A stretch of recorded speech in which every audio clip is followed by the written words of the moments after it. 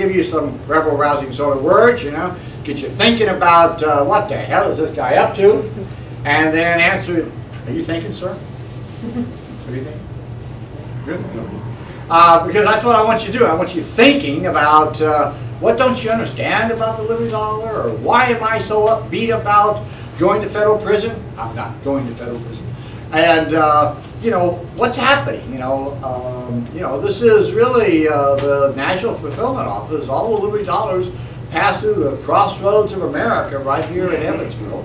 And thanks to Jim Thomas over here. Jim, thank you very much.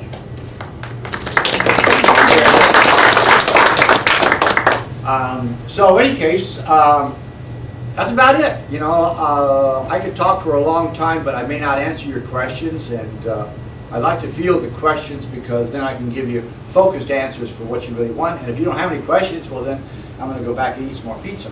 So, yes sir. I have two questions. First question, can we take that lighthouse down? That'll be the first question. Thank you. And the second question is this.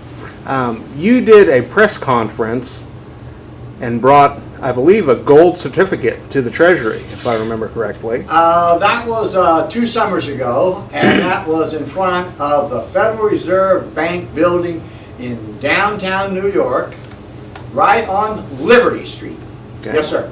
And what my question is, do you think that the U.S. Mint's warning was in retaliation for doing that? Yes.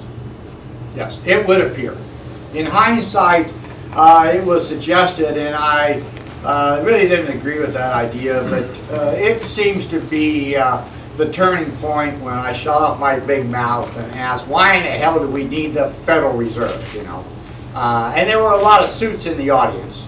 In other words, Wall Street attorneys or Federal Reserve boys or G-boys or whatever, you know. The reality is that I just don't feel like going to the gas chambers quietly.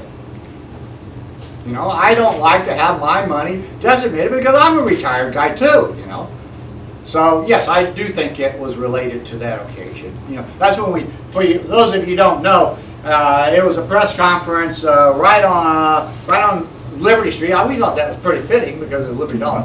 And as I was talking, this big black balloon that said national debt kept blowing up and blowing up and blowing up, and pretty soon it was huge, you know, behind me. Did you see that? You see the picture on our site? We have a picture on our site. You didn't see that. I'll have to go look at it. And so when it came up to the crescendo of my presentation about what the hell are we doing with letting these guys run the economy or something like that, you know, I said, sooner or later this balloon's going to explode. And at that point, it did explode, just on cue. You know. It went boom, you know, and it blew balloons out all over people. So yeah, I think it was a contributing factor. You know. Yeah, one of those things. I mean, somebody has to do that. Yes, sir. How much in silver certificates are actually in circulation? And well, how many? How hold much? on a second. One question at a time. We have a short attention span. I grew up in the '60s. Maybe you grew up in the '60s. Don't tell me anymore. Okay. I get embarrassed. Anyway, about $1 million or so is what's in circulation in paper form. So $1 million is likely to be not reimbursed by the federal government. Is that money in danger for all those holders? Anytime the federal government's involved, there's danger. Yeah. You can talk to a lot of countries about that. But I really wouldn't put it in that negative context. The reality is the paper certificates are backed up by gold and silver, if you have silver or gold certificates, okay? And it was in the warehouse and it was audited, okay? And that was confiscated by the United States government, okay? So the certificates are still backed up. It's just that the silver is in somebody else's hands right now. And that's what the whole purpose of the class action lawsuit is. So let me talk about that for a second because that is a very important factor.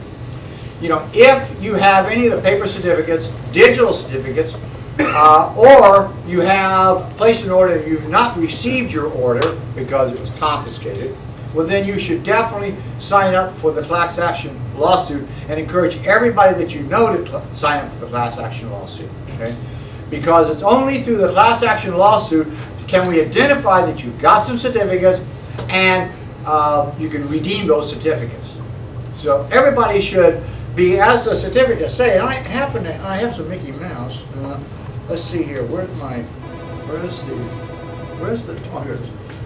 Like this 20 right here, which is backed up by 1 ounce. Anybody who's got in the certificates should be, as we say here on the front, redeemable by bearer on demand.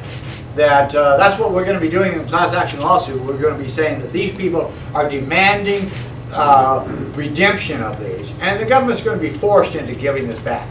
You didn't break any law when you got the certificates. People went to the website, they read the website, they did their due diligence, they found out that this was a bona fide legal contract here for a receipt for the silver, regardless of what denomination it is, you know, and you're entitled to get your silver back. So we will probably have to win our criminal case to put forward the class action lawsuit. And hopefully after we win the case, that it won't take too long after that for the government to either return the silver to the warehouse or to give it back to the people that are holding the certificates, both in digital and in paper form. Great. And my second question had to do with the actual silver itself, including the Ron Paul dollar. How much actual silver did they confiscate? You know, I haven't gotten the figures from Sunshine, so I can't answer that, but you know how much they took here at this location, don't you? As far as well, you know, I think on the inventory form they said about 500 pounds, right, Sarah? You know, and that's in silver. That was in silver, right?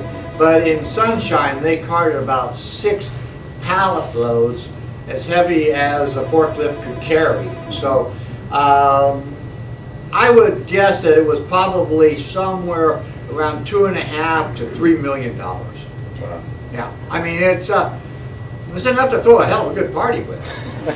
Did the amount that they confiscated here, what they stated that they took, does that correspond with what you know you had here?